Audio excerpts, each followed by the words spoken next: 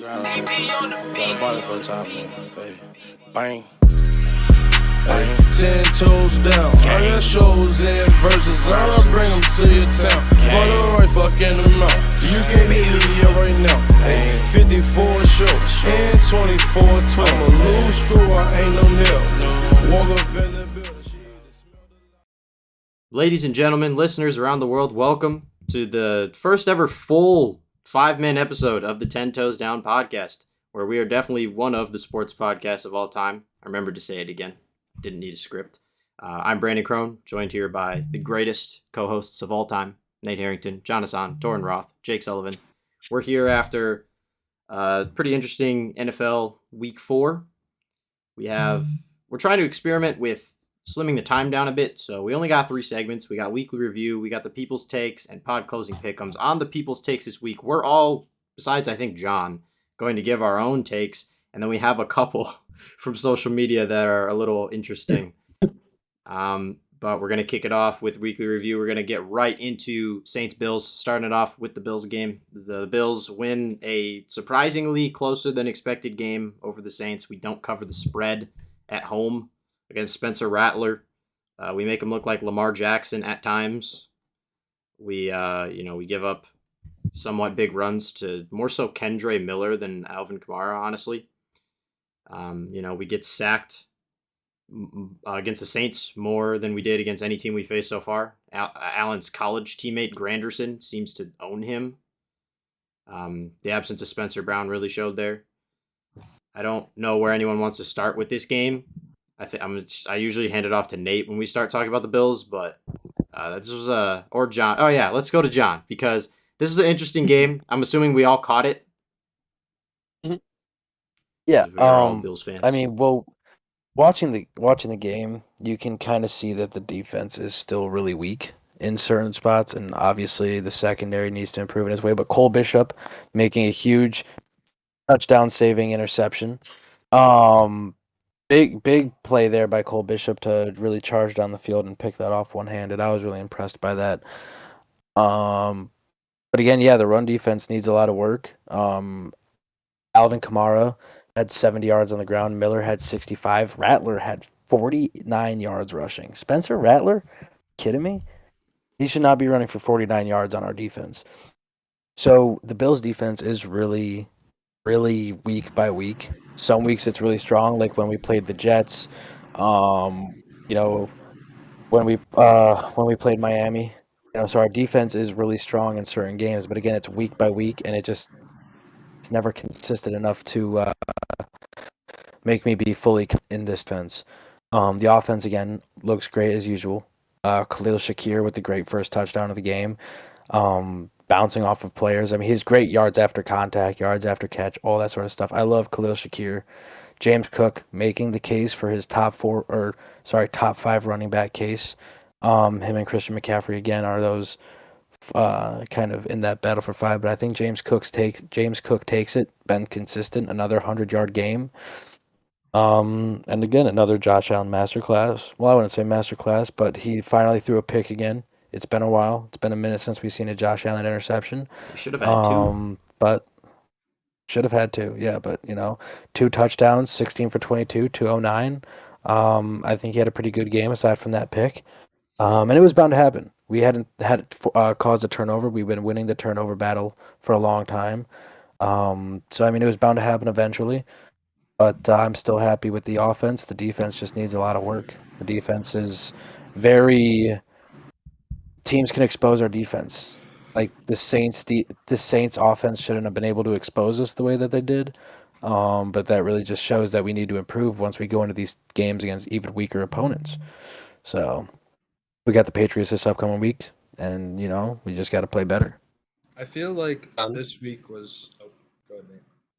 I was just gonna say, John, it's first of all a pleasure to finally see you. I was gonna say we forgot to mention his camera's working. I didn't say it in the intro. It's wonderful, man. It's lovely to see that lovely face of yours, and Oh, great to have you. It Obviously, opens up a lot more for content.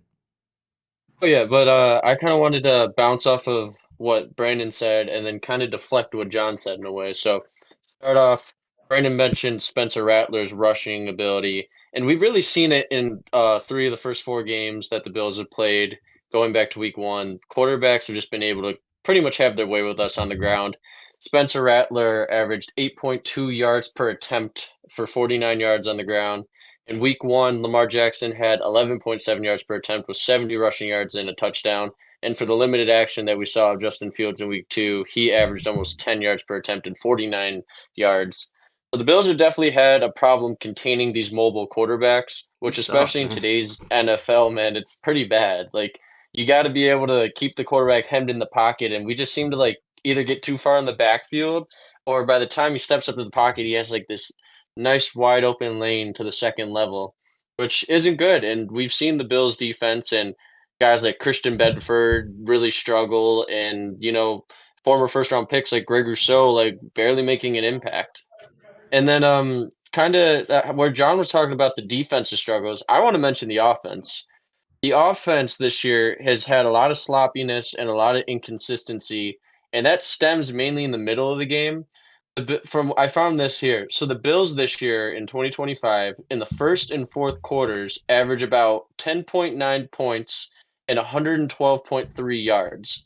In the second and third quarters of these games, they average 5.8 points and 89.8 yards. So that is a big problem. People are always talking about, oh, when's the Bills' first loss going to be? When's the Bills' first loss going to be? And people are like, oh, it could be Kansas City. They could be undefeated going up to Kansas City. New England And I'm next like, hold this on week. now. I'm like, hold on now. That's week 9. We lose our stinker games. We've lost to Tampa, or we've lost to New England without Tampa Bay's Tom Brady there. We've it's lost. not even a Don't trap. overlook We- the we- Falcons, Tampa dude. Bay, we could just lose. I'm saying, yeah, I was getting to that. Then we get the Falcons the next week.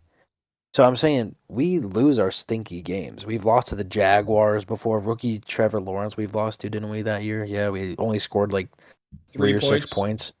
Yeah, it was a field goal game. We lost.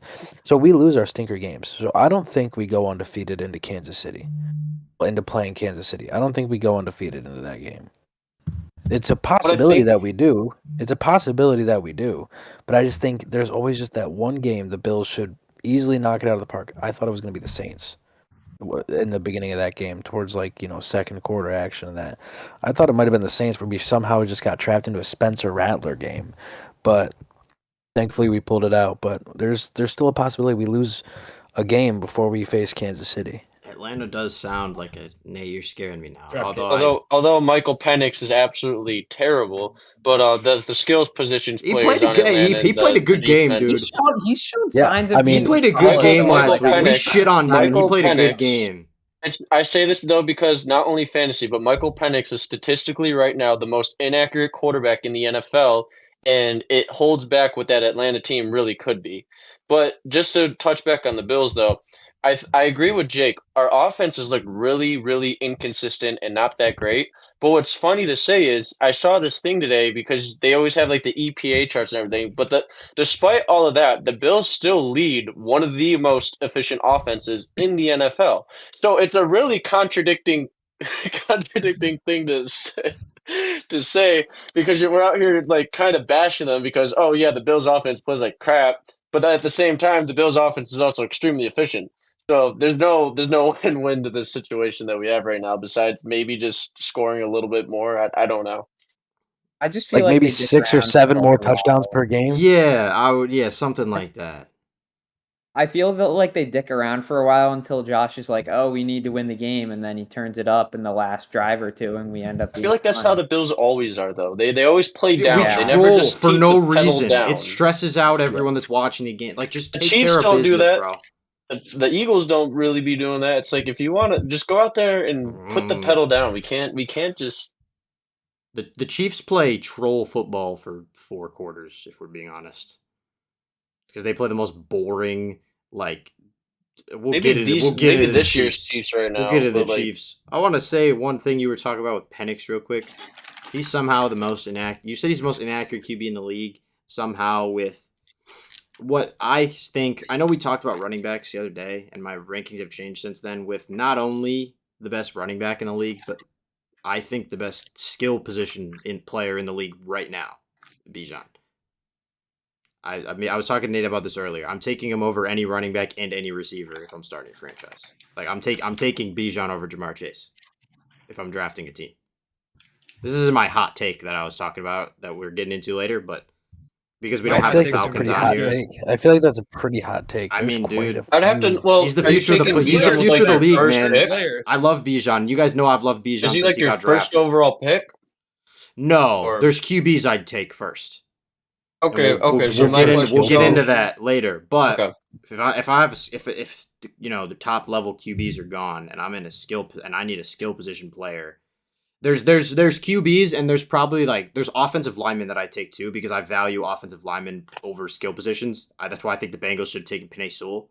But I would take Bijan over any running back or receiver if I had the choice. And I am a little biased, as you guys know. He's my favorite non-Bill is Bijan Robinson, but I think he's the future of the NFL. I don't know. He does it on both sides so well. He's so elusive. He's like Genty on crack. It I swear to amazes God, I was me. just thinking the same thing. It I amazes swear to me. God and everything. I just thought the same thing. Yeah, it amazes me how he makes plays sometimes where you just feel like there's nothing to be made, and He's a and stud. he'll get wide open, and my real app will show me that he got some random 70-yard catch. So yeah, I don't know. I know we were just talking about it. I'm like, oh, he's RB3, but you know, Saquon hasn't been crazy. Derrick Henry hasn't been crazy. I'm taking Bijan, man, and you know the receivers outside of like Puka, you know, so maybe that's an Give me argument. but James Cook. dude, I'm just kidding. I think Bijan is the guy. Bijan is him. Bijan is the future of the NFL. I He don't is know. pretty good. Anyway, sorry to get on to. I love my players. Let's go on to the upset of the week. Chargers Giants. I was just about to segue. Jackson Dart baby. picking up his first win. Jackson Dart. Me and Torrin were shitting on him last week, and Nate was like, "Yeah, hear me out." And Nate was right. Although he should have victory lapped it by taking a Oh. chance and taking the Giants in the pick'ems. He didn't. That would have been cool. Should have. Sold the I clip should've, but you a little know. bit. But You wanna I play did it not safe, he catch goes this over for game, Cedric. so I don't know. I Cam just Scatterbo's a know that dog. Herbert was very Scatterbo's a inaccurate, dog. and I did see, because I have Quinn Johnson in fantasy as a week-to-week starter now. That touchdown was insane, but I know that Jackson Dart had, you know, he starts the game off with a rushing touchdown, and he received the biggest pop in MetLife Stadium since the return of Brock Lesnar at SummerSlam. That I was going to crowd say since went Malik Neighbors' nuts. knee later that game. The crowd went nuts when Dart first he found the end zone on that rushing touchdown, which was a great play, by the way. It's not a play that a rookie would because he ran up the Make. middle too and just found his own gap. But the place went nuts. But again, that's all. I didn't catch much of the game, and I'm sure Nate or someone probably has numbers on this game, but the Well, don't wanna Chargers start are off going to with charge her, numbers, man, though. and we know they're going to lose some random 3-game losing streak, and this might be it. This might be the start because I got them. We'll get in the pick'ems later. I got them losing this week. I'm too. not going to get straight into numbers, but you mentioned popped, and I have something actually about that here because there's a lot of unfortunate pops that happen at MetLife, and most of them are injuries. So obviously, I want to cover the fact that Malik Neighbors, his ACL and meniscus are just both cooked. I don't really know how he did it. I don't know if it was on the way up or on the way down. The replay kind of tried to show it, but it was still really confusing to me. And then they also, what's it called? The Chargers also lost Joe Alt. He got carted off pretty early into the game. So I obviously hope that both of them get better and recover for next season for Neighbors, and if Joe Alt comes back later on in the year. But yeah, Jackson Dart, man, absolute dog. He did what he had to do, and the defense played amazing. Led by number 97 in the middle, Dexter Lawrence, had himself an interception off of Justin Herbert. Dexy, Clemson royalty right there. Should have been a But, pick. It's like damn near a pick six too. It would have been so. It awesome. really should have been. It would have been so. But I'd like to point out the fact that honestly, the best player on the field was a Charger, and his name's Marion Hampton. He had Oh my 128 God. yards on the ground, He killed me. in fantasy. 10.7 yards per carry, and a touchdown. Back-to-back weeks for Hampton of just being an absolute dog. I mean, this is the type of football that gets that boy John Gruden. He goes on Barstool and he says, "You know what? Amarion Hampton's got me feeling nicey." And I can't lie right now. I'm feeling pretty nicey. Watching that man, Amarion Hampton, catch the ball and run 70 yards for a touchdown. And well, he didn't actually do that, but I'm just saying he could do it. He runs through people. He's in the Harbaugh system. He is an absolute animal. And it just took him and Genty a little bit to get used to the NFL life. But just to touch on Jackson Dart, he's the only quarterback in the last 20 years to win their first career start against a 3-0 team or better. Jackson Dart Whoa! I is did not that know. That's guy. cool. That's a cool stat. Okay, let me cool down a little bit. We still got a lot of time on Jackson Dart, but I love Jackson Dart. He gets me fired up with Cam Scadaboo. And yeah, I like Jackson Dart is easily one of my favorite players in the league. He also has the #1 selling jersey in the NFL after that game. I don't doubt it. That guy played like a stud. His defense backed him up nicely too. That's the only reason that they won that game.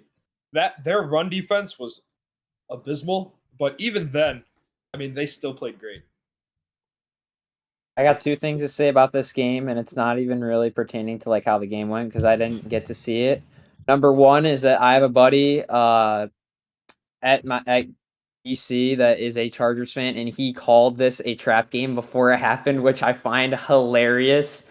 How Chargers fans know when they're gonna Charger, so that was pretty funny. And yeah, if I'm a player that gets drafted by the Jets or Giants, I'm just not going to their franchise at this point. Like this is a serious issue with MetLife that needs to be figured I wouldn't want out. to go to the Jets with the either. turf. Oh my like God. I'm serious. Either. That is the #1 way to ruin your career. Like we've seen it with Beckham, now Neighbors. Like something has to change, and it's very consistent, and it's the same. It's a similar injury that's happening every time at the same field.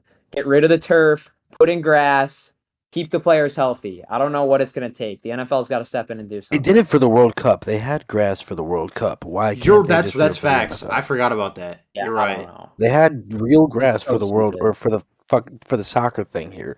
Why Yeah. couldn't they just keep it in MetLife to prevent players from getting injured? No other stadium has more knee injuries than MetLife.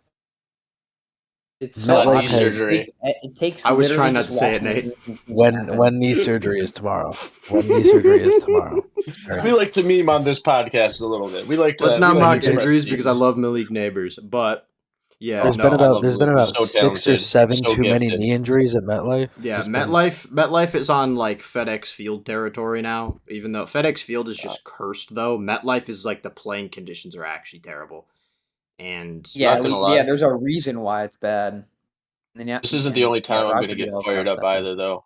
There's 2 more players. As a matter of fact, one of them is a player, and the other one is a team. And I'm gonna get absolutely fired up today on this podcast, man. I am ready to talk about. Well, I guess if we're gonna segment, first of all, I want to start off with the Jacksonville Jaguars. What do you know about the Jacksonville Jaguars defense, man? Liam Cohen has come in and Sacksonville is back, except instead of forcing sacks, they're forcing turnovers. They already have more turnovers through 4 weeks than they've had all last season. And not to mention, they just upset the undefeated 49ers at home, if you want to call it an upset. The Jacksonville Jaguars, man, Travis Etienne is back. They're 10th in total defense at the time that I wrote this down. They had the 4th best defense against the run. They're tied 5th in scoring defense. And Travis Etienne is pretty much top 5 in every single rushing category that matters. How about Duval? They're back. There's no mustard jerseys. They're just playing amazing football. I love the Jacksonville Jaguars defense. I am Say that again. a color? proud Duval. mustard jerseys. Mustard. I am a proud. I'm proud to have picked the Jags in the pick'ems because I thought Mac Jones was playing. Stayed with them through Brock Purdy because I thought they were limited and because they didn't have Nick Bosa. The 49ers are cooked. Purdy's for some reason out again. Kendrick Lamar's on my screen. Purdy's out again. Jawan Jennings is out. Ricky Pearsall is out. Like, they don't have a receiver this week. Christian McCaffrey. Who is playing receiver for that team? George Kittle's still on IR. So you have Mac Jones throwing to who's the tight end from I think the Jags that they like traded for? It's like the starter now? I don't know. I don't even remember his name. Is it Eric Ebron? No. He's gone. It's gonna make me look up I the don't even- depth chart now. I'm gonna punch myself in the face when I don't know the name. But no, We don't even have their wide receiver now. Brenton The, Strange. No, Brendan Strange is on the Jags. They traded for him like at the deadline last year. I think it's Luke Farrell, right? I don't Who think I is need to that? look that up actually. I think it's Luke Farrell. I'm just gonna go with my ball Who is knowledge. that? Anyway, exactly. But no, Jacksonville. Yeah, Jacksonville is forcing turnover. Devin Lloyd might be like an All-Pro this year. He is awesome, and things are clicking. And they don't need Travis Hunter to play defensive snaps. Well, I still think that was a really dumb trade, and Travis Hunter will never be worth that much capital. He'll never make that much of an impact, especially on the Jacksonville Jaguars team that already had highlighted like key positions developing on the defense and the secondary, and a receiving core that is deep enough to where Travis Hunter's not going to be a wide receiver one at this point. He's not even. I mean, I know BTJ's off to a slow start, but Travis Hunter's the number 3 to 4 option on the team. You got ETN, BTJ's still there, and then you got Brenton Parker Strange. Washington. Oh, Parker Washington as well, tearing it up. You know about Parker Washington? They man? got Diami Brown too, so it's not a bad. He core drops at a all. lot of passes. He does drop a lot of passes. It's funny because we actually last week I don't know if we did it on the podcast, but I know I talk about it a lot. I was shitting on Trevor Lawrence because he's inaccurate. He can't throw an accurate football. Yada yada yada. Trevor Lawrence leads the league right now by a wide margin in drop passes by wide receivers and drop pass percentage. Really? Like, it's actually crazy. I think Trevor Lawrence has anywhere from 16 to 19 drop passes by a wide receiver, and the next highest is 8. And I think that's actually Cam Ward. massive. Now, granted, he is still ridiculously inaccurate. He is still. I don't yes, like. I but, don't like Trevor. He throws a really bad football. I don't either. But he's not playing as bad a football as he did last year. He's on a team right now that he doesn't need to be a ridiculous QB to win. If he could elevate it, They it would always work he in their needs to be a benefit. game manager, and he's played it well so far. They're 3-1. He tried to really sell the end of that 49ers game, though, by sliding out of bounds. I might take the Jags to win the Yeah. South instead of the Colts, man.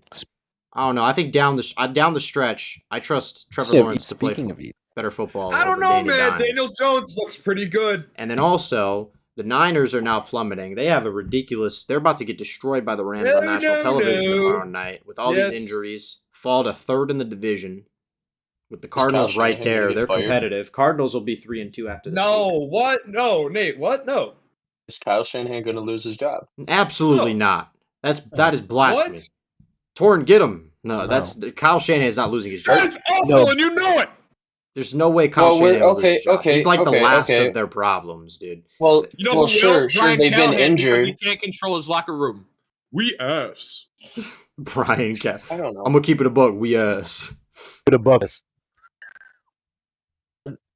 But I thought that was the AI Regards- the first time I saw it. I'm not even gonna lie. yeah. in regards to ETN, you guys all made fun of me for drafting did. Travis Etienne. I thought he was Guess who, washed. man. guess who asked to trade? Guess who asked to trade for Etienne? Nate. I the other think day. it's Nate. I Nate. think it's Nate. Nate. I saw Nate- Nate's running I back. mean, Nate yeah. Harrington. Nate Look started at Justice my Hill this running week. backs right now. Sorry ass. Yeah, look at my Justice running Hill. backs. Hold up. If I lose to Wait a Justice second. Hill, gonna I'm pull up- tanking the league. Like I'm trading Josh Jacobs. So right now, Come Nate to in me. fantasy is starting. I'm good. I'll give Woody him to Marks I'll and give him to Justin- Brady. Just facing Justice Hill and Woody Marks on his bench Bro right doesn't now. know he's about got Woody Marks. The What Texans he are doesn't CeeDee know one. about Woody Marks. CeeDee Lamb, Bucky Irving, Drake London on a bye, and he dropped. Don't forget the fact that James Conner his ankle Oh, got yeah, James obliterated. Conner. And then and Trey he's out for Benson the went year. on IR, so I snagged Michael Carter in front of him at the sandwich shop today. I was like, Trey Benson's on IR. I've never grabbed him so fast. He's like, I'm starting Justice Hill, and I'm like, Justice Hill had almost 30 fantasy points last week. Just see the vision with me right now. let's Come on. let's segue I'm to not Justice Cooper Hill. Rush is Cooper Rush is going to turn that man to Devon Achane. Just watch. Let's segue. Von Achan is. We need to talk about the Baltimore Ravens. Baltimore Ravens are not making the playoffs. I think The that's title of this Whoa. podcast is going to be called "Is No. the Ravens season over?" And the answer because is yes. they went from Lamar being like out 2 to 3 games to him being week to week. Lamar It could be way is- longer. And considering the fact Go ahead. No, Lamar is one of. Sorry, I just wanted to lead this off by saying Lamar is one of the worst big game quarterbacks in the NFL. He cannot. He is. They put a stat graphic up at the beginning of the game, and then he balled out again. He is owned by Patrick Mahomes statistically. Yeah. Owned by Patrick Mahomes. Mahomes obliterates the Ravens, I feel like, every time he plays. I mean, dude, we saw Gardner Minshew hoops this week. And, of course, Cooper Rush. But, I mean, Gardner Minshew got in the game on a Chiefs team that we were, 2 weeks ago, were, like, writing them off damn near. The Chiefs might be back. Patrick Mahomes is still Mahomes. Mahomes is still and Worthy is still Injuries. Worthy, apparently. Because that dude, right. And that's the thing. That's the thing. They have Worthy back. They got Worthy back. So he has another receiver. He has, Xavier Worthy, as much as They were able to run the wish football. they didn't have him. Yeah. They had a solid got run game because clicking in the offense. this is why I was shitting on that Mahomes has no help agenda a few weeks ago, because it's just like, just be patient, bro. Like, you guys have been so spoiled for so long. You got to watch prime Tyreek Hill and Travis Kelce and Mahomes throw for 5K and 50 touchdowns. And then you've seen 3 Super Bowls after that. Like, you're good. You don't. I'm not. You can wait a few I'm not weeks gonna lie. for help to arrive. If you were to tell me before the season that the Ravens would have the worst defense in the NFL, Lamar Jackson would be hurt, half of their defense would be hurt or out for the season, and Derrick Henry would have a fumbling problem, I would have looked at you like you were crazy, and I would have been like, no, the Ravens are going to go win the North and probably contend for the 1 seed. Steelers sitting are winning here- the North, man. Aaron Rodgers. I'm sitting here now looking at this Ravens team, and I'm looking at I was watching I like to doom scroll TikTok a little bit, and every other thing is it's Nick Wright's show, what is it, First Take or whatever. First Take, yeah. I'm watching Nick Wright just go on and on and on. And then I think it was either Nick Wright or Colin Cowherd, and they're talking about how Lamar Jackson, like Brandon said, is not a big game quarterback. And you see it when Lamar Jackson is, after like the second or third drive of the game, is spiking his helmet on the sideline. And it's He's like, a dude, baby, they get in bro. Lamar's head. They are in Lamar's head 24/7 red feet. Like, he can't beat Kansas City. He just can't. I think he's only beaten them. I only know one time Lamar Jackson off the top of my head has beat the Chiefs, and I think it was in Baltimore on it's because I think they went for it, and Lamar Jackson got it with his legs. I think it was back in like 2021. It was like a primetime game in Baltimore, I think week 2, because I was down in Miami for the Bills-Dolphins game. But like, Patrick Mahomes just owns that guy, and he is considered, obviously one of the transcendent generational quarterbacks of our era right now. It is absurd how bad Lamar Jackson is against Kansas City. And now that we've, put that out there, Ravens fans are going to come into our comments and just be like, he has the highest passer rating in QBR in NFL history. Like, I'm sorry, but like, Clearly, he cares a lot about that, because he still and then- refuses and then- to throw the ball away. he has like he's thrown the ball away 3 times this year. It's bad. It's bad. It's like the Ravens hit He's the one of panic the button. most- Their defense is he's one of the horrible, most- too. Here, I'm going to get back with Lamar Jackson, right? Because we were talking about Lamar Jackson and Jalen Hurts in our group chat earlier. And Ravens fans were like, oh, he We're has not the done Swiss talking cheese about it. offensive line.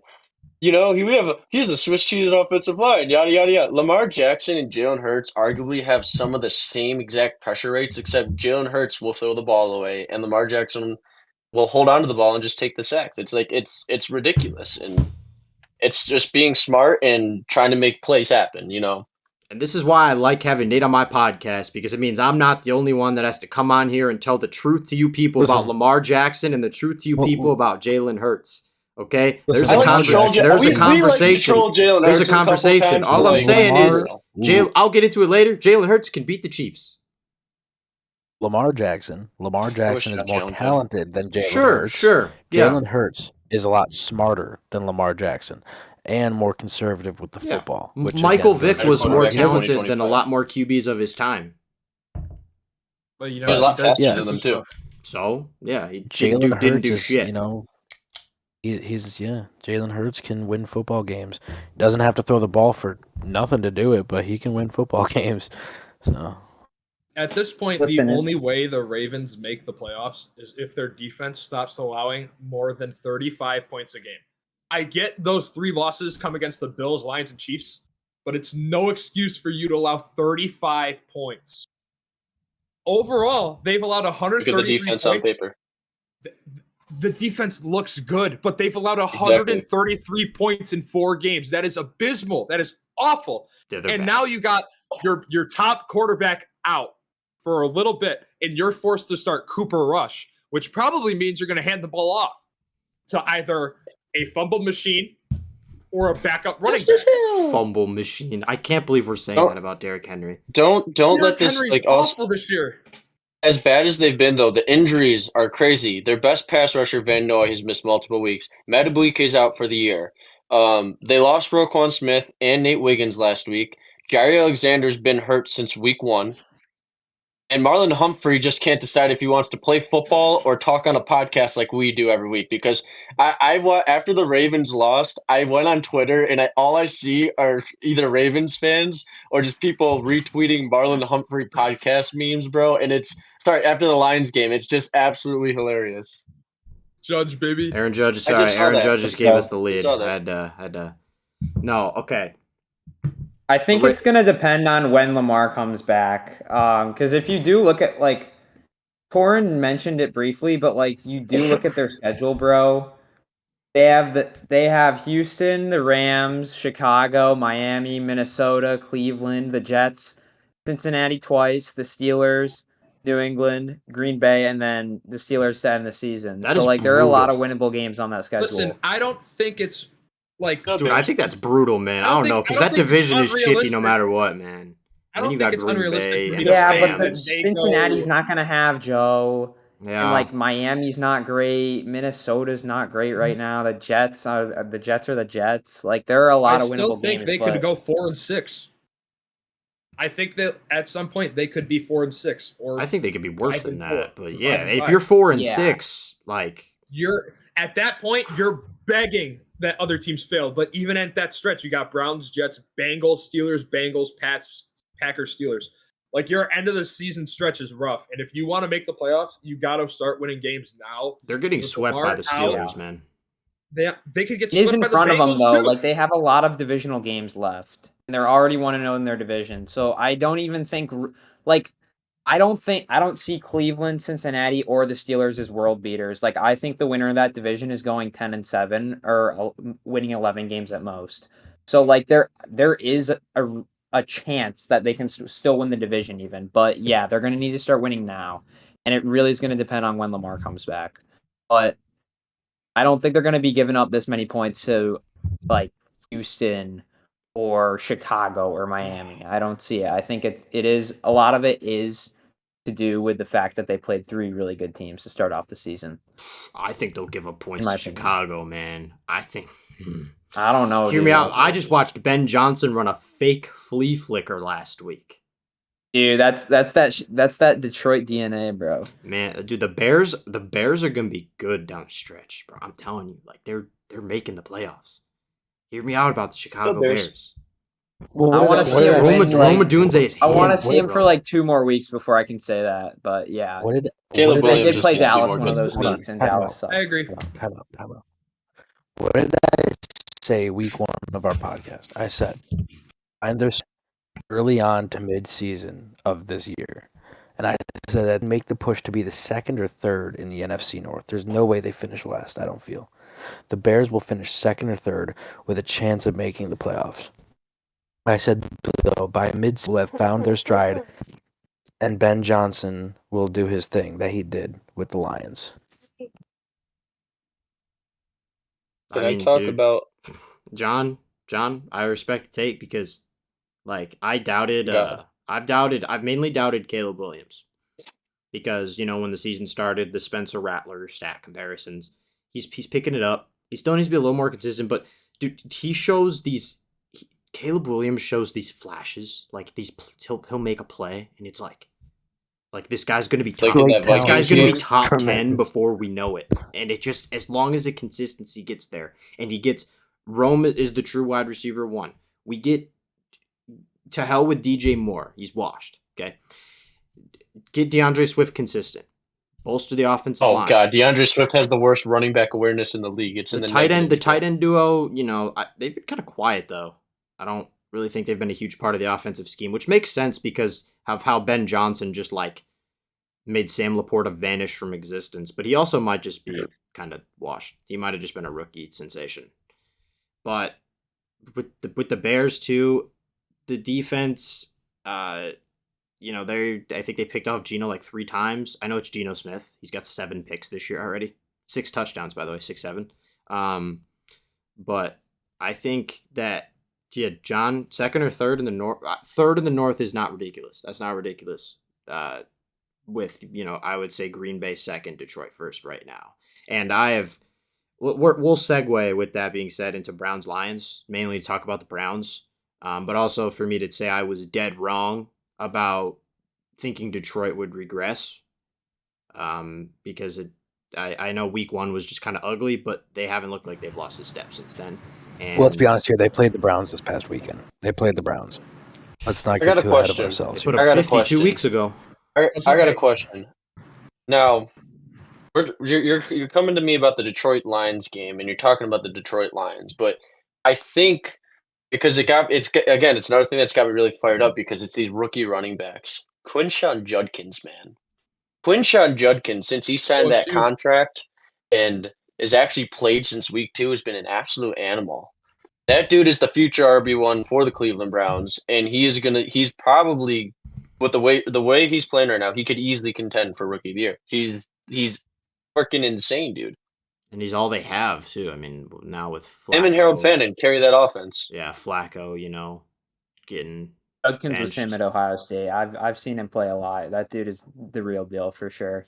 I'm excited to see, especially like it's nice to have players like that on teams that are that shit, because you can at least watch that team and look out for a guy like Judkins and be like, oh, let's see what he does today. So yeah, I'm gonna watch the Browns probably just for that, honestly, to see how Gabriel does next week. That's gonna be. I know we've mentioned it before, but I'm gonna always come. Oh, dude, I'm gonna come back to this over and over again. The more we talk about the Lions, and the more he just doesn't do anything. But that contract for Jameson Williams just looks absolutely terrible right now, dude. There's no reason that he should have that contract, and Gabe Davis shouldn't have a job or should be on a practice squad. I have my own take about this. Gabe Davis should take Curtis Samuel's spot on the active roster when he's healthy.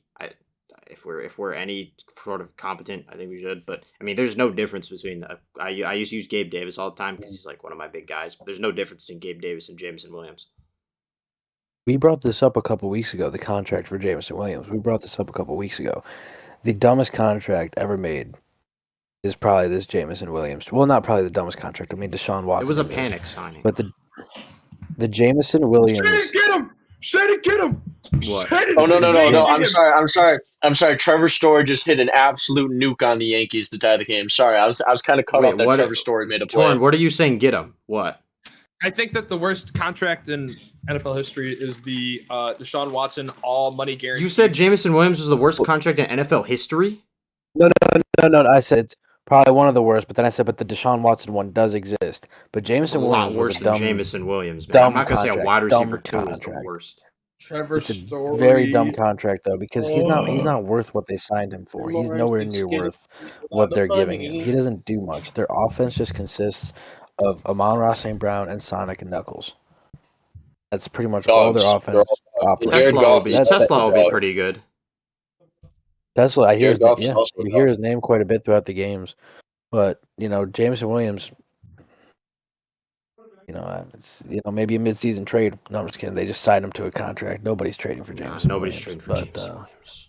And anyone who drafted him in fantasy is punching themselves in the Roll face. Tide, baby. What about the Browns? More so on the Browns in this game. Flacco looks ugly again. But listen, man. I understand it doesn't look great because of how he responded to the media in the interviews. But like Dylan Gabriel starting has to be DEI. There's no way. This has to be justification for oh yeah, this is why we took him in the 3rd round, so we kind of have to start him. He should not be starting over Shedeur Sanders. The Browns retire Shedeur. Should Shedor's number be retired by the Browns yet? Yes, Shador Yes. wipes Give it a Dylan year, Gabriel, give and it a I'm year, not give it going to a stand. year. I'm not going to stand for Dylan Gabriel starting over Shador. There's no reason Well, to do listen, it. no, listen. that's The Cleveland absurd. Browns, are going to Cleveland Brown. They don't know how to work a quarterback room.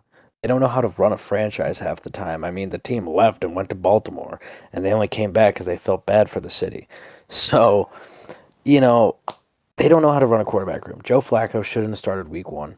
I don't care. Joe Flacco sucks. They should have threw one of the rookies to the fire. Joe Flacco is washed. He's old. He shouldn't even be in the league anymore. I mean, the first interception he had this past week was just an air punt to the sideline. I don't even know if he was trying to Because throw it it's out in of prime bounds or not. time. But The Bears. Because it's The in prime Bears. time against the Bears. Shador Sanders should be starting for the Cleveland Browns this week. He should. It He shouldn't be will be. Dylan Gabriel. Give it time. We don't 'cause they're want- gonna It just We needs don't to be want- perfect, guy. we It don't just needs to want- be the perfect timing, I think. We don't want left-handed quarterbacks. Left-handed quarterbacks. Yeah, look at rid Penix of and it. Tua, bro. Yeah, They're I was just- trash. look at Tua, Right. man. Look at Tua 2.0 in Atlanta, man. Yeah, Look at- left-handed Wait, quarterbacks can should we- not exist.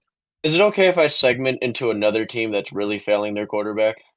Well, I was gonna say the last talk game about is the Titans Texans. So Titans. if you want Yeah, to, yeah. Titans. And I'm not gonna lie, We'll all keep I it a have buck. is We stuff asked, on the man. Tennessee Titans. Yeah, all I have is stuff on the Tennessee Titans, bro. And Weird. it's a lot of numbers, which I hate Yeah. to just do numbers, but I this don't know is how a else to fluke game describe from them. Stroud. My opinion on him doesn't change. The 20 QBs I named last week that are better than him, that still exists. He's still 21. I could go off and just ramble half the stuff, but I'm just gonna point out the key things to keep this short. Calvin Ridley, right? He has a catch rate of 41.7%, which is not good. And he has a drop rate of 16.7%. Cam Ward leads the NFL in as a quarterback in terms of sacks. Also not good. He's been sacked 17 times, and he has lost 120 yards on those sacks. Chigakonku also has a very, very bad drop percentage at 10.5%. And the Titans not only lead one of the worst red zone offenses in the league, but I can't just sit here and say it's not all because Cam Ward has got no help. Cam Ward himself, as talented as he is, he's below average in the NFL in on-target percentage, bad throw percentage, and he has the 12th most bad throws in the NFL with 17. So he's, as much as the offense around him isn't really doing him any justice, he also is not throwing the most accurate football. Take it how you want it to be. The Titans are just absolutely terrible, and I think what we're going to see is a lot of Cam Ward showing glimpses of what he can be, but his numbers are not going to jump off the page. They're going to be really bad. And if I'm a Titans fan, man, I'd just be looking forward to maybe next season or the season after that. At this point, dude, it's really bad. Check We'll up get on him next RBT, man. Poor Oh my man. god, yeah. I haven't heard that in a while.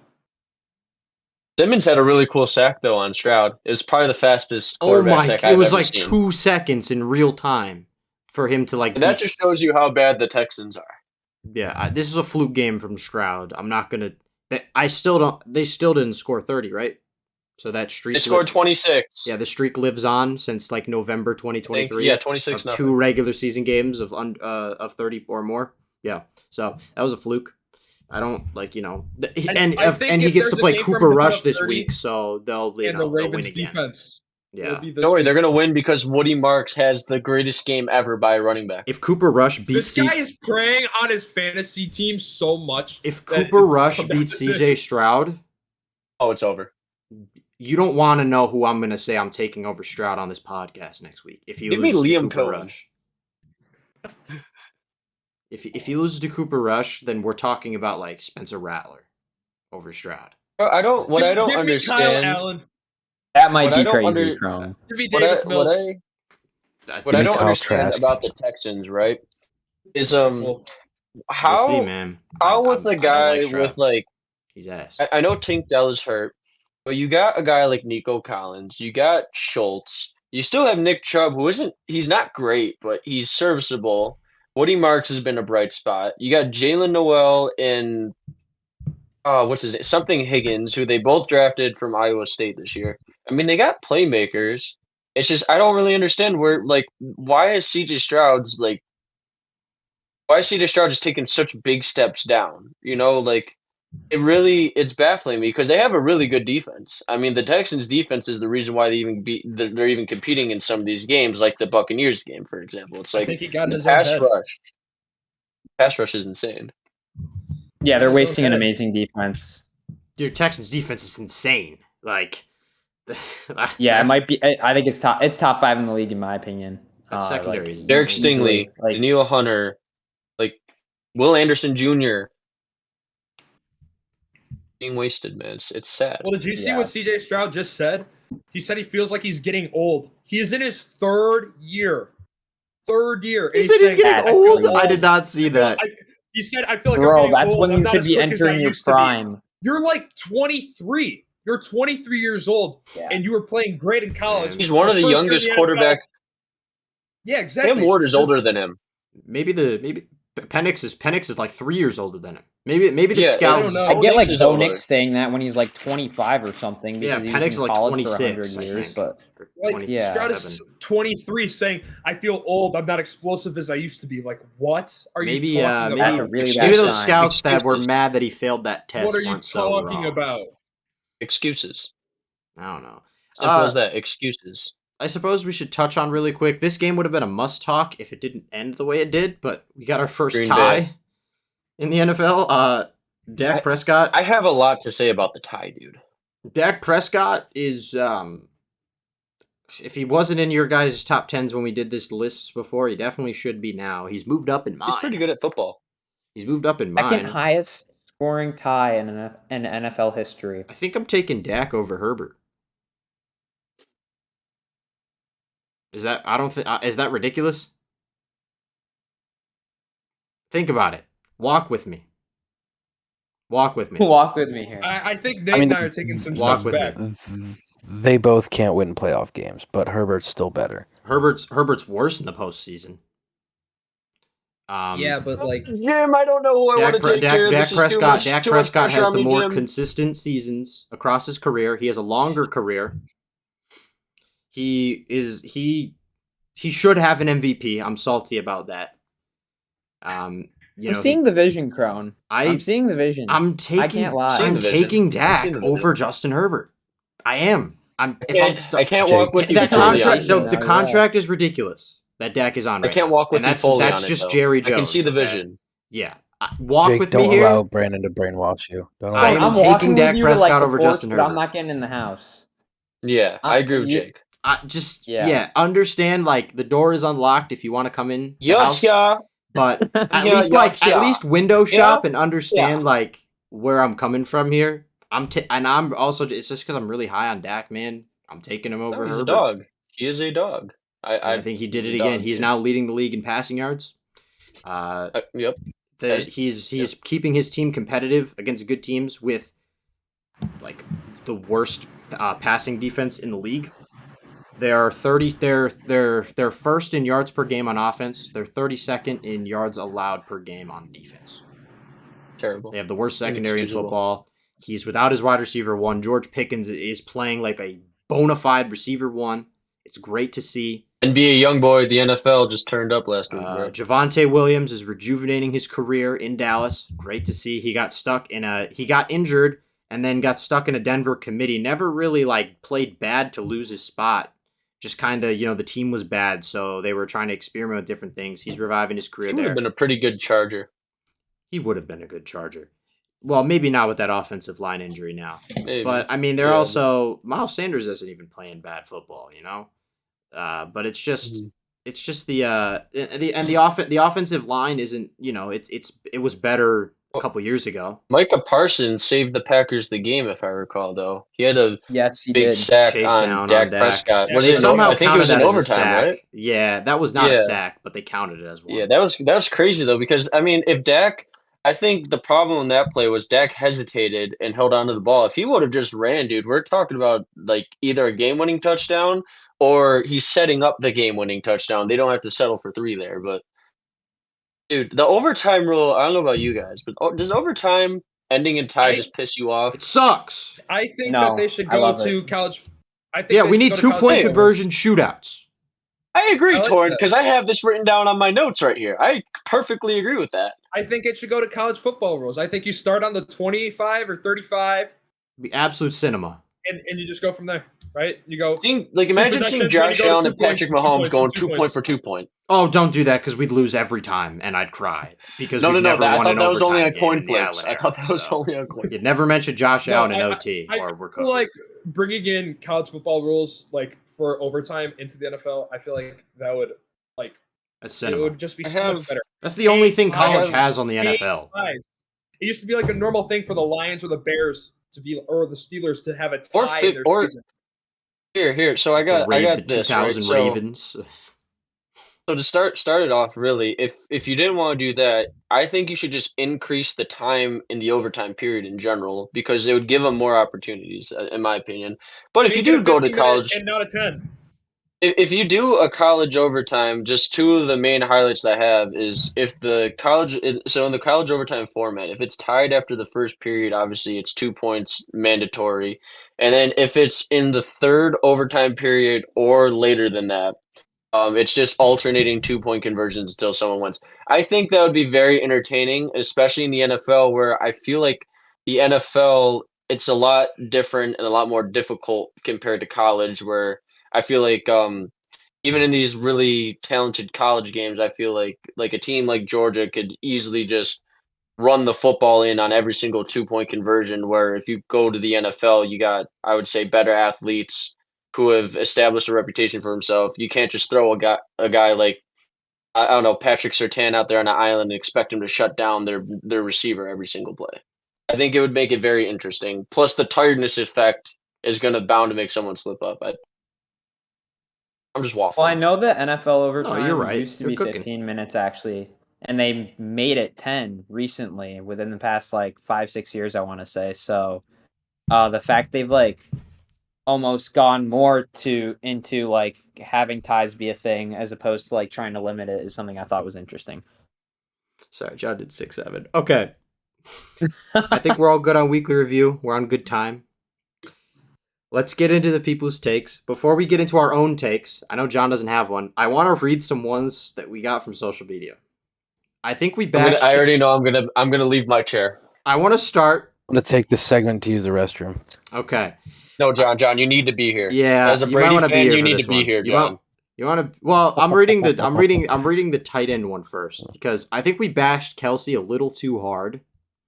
Because someone in the TikTok comments said that George Kittle clears Travis Kelce all time, and I just could not look. They said the 4 G's of Gronk, Gates, Gonzalez, and George Kittle clear Kelce all time. Kittle blocks better and has sneaky burst after the catch. I get we went on a Travis Kelce rant. It stirred some shit up, and I'll hear out. Kelsey's better. I do have Antonio Gates above Kelce, but that's it. Kelsey, and Gronk. In my opinion, Kelsey's better than all those tight ends but Gronk. I have, that's Kelsey's totally the fair. best I personally I'm a really big AG in guy. history. Yeah, I'm a big AG guy. So I go Gronk, Gates, Kelsey. If you want to swap Gates and Kelsey, that's totally fine. Or even if you want to put Kelsey above Gronk, I'll hear it out. Kittle all time above Kelsey is just that's rage bait. Wait, he said what? That's a Niners fan. It has to be. He said Gronk, Gates, Gonzalez, and George Kittle clear Kelsey all time. Clear. No, that's absurd. I mean, Tony Gonzalez is pretty good, but he's not better than Travis Kelce. He's not better than Kelce. He doesn't clear Kelsey. None of them. None of them. George Kittle. I love me some 2018. What was it? 2018 George Kittle, where he's running through all the Saints players, or 2019, man. But in that NFC Championship game. Come on now, dude. He can't stay healthy. No, he can't. Yeah, that's he just. ridiculous. I would argue because of injuries. If anything, last season George Kittle was probably the best he's looked in quite a while. I mean, George Kittle, it sucks, but he's one of those great Iowa tight ends, but he can't stay healthy, and it doesn't matter how good. Like John's take with Joe Burrow, it doesn't matter how good you are catching the ball or how good you are blocking. Your best ability is availability, and if George Kittle isn't on the field, then it's already shown that the Niners struggle without Kittle anyways, but doesn't help his team at all. And Now, there's a lot of tight ends that you could argue are better than George Kittle all the time. Yeah. Jason Witten. You got Greg Olson. Shannon Sharp. Shannon Sharp. Shannon, get him. Shannon needs to get him for this take because that's insane. Dallas Clark was Jeremy a great tight Shockey. end. I'm So taking it's really Aaron hard to put Hernandez George over Kittle. George Kittle. I was gonna say that. I'm bro. dead serious. I'm taking Aaron Hernandez over George Aaron Kittle. Hernandez Jeremy is a dog. Shockey, Jimmy Graham. I'm taking Jimmy Graham over George Kittle. I'm taking prime Jimmy Graham. Oh Absolutely. my gosh. Yes. Absolutely. We're gonna go dunk that ball. We're gonna put it through the goalpost. I'm Come on. absolutely taking prime Jimmy Graham. All right. Sorry, I wanted to start with that one. We're not even diving back further into NFL history, which is the crazy part. Like, we're just going off the top of our heads right here of what like we kind of know from growing up. So Get ready to rage. Mikey needs to get on this pod, and I think this is rage bait, but this is like one of the Has to takes be. of all time. typical Dolphins fan. He says Darren Waller was the missing link for Miami, and they're winning 10 of their next 13 games. Agree. Darren Waller's ass. Dude, terrible. when I saw this, and I'm like, okay, I have to write this down because like nobody else submitted this week. I don't know what to say. Like, Well, let's start off Chat, with the the, Dolphins fact won the by Miami 6 points against Dolphins. the Jets. right? I Miami watched Garrett Dolphins have a Wilson. bottom 5. They have a bottom 5 defense in the NFL. They have one of the worst That's defenses it. in the NFL. What Just you lost say? Tyreek Hill for the year. Jalen Waddle's extremely inconsistent and has not shown that he's capable enough to be a wide receiver 1. We're hyping the up best. Darren Hall. We're What are hyping up you Darren saying, Beck? Waller because Darren Waller cooked the Jets. We're talking about the Jets of all people. Darren Waller has one good What are you game saying, against the Beck? Jets. It's absurd. Yeah, no, the Dolphins just aren't doing that. I'm sorry. They're gonna drop multiple games. They're gonna drop many games, multiple games, a lot of games. Terrible franchise, horrible franchise. Haven't been relevant since Dan Marino, and also even further back, the undefeated team that went and won the Super Bowl. Dude, We can't talk about the fluke playoff game that they played where their quarterback got absolutely annihilated by the Pittsburgh Steelers in the playoffs. It was bad. It was one of the worst, probably the worst one of the like top 5 worst quarterback hits I've ever seen in a live game. But the Dolphins just ain't doing that. I'm sorry.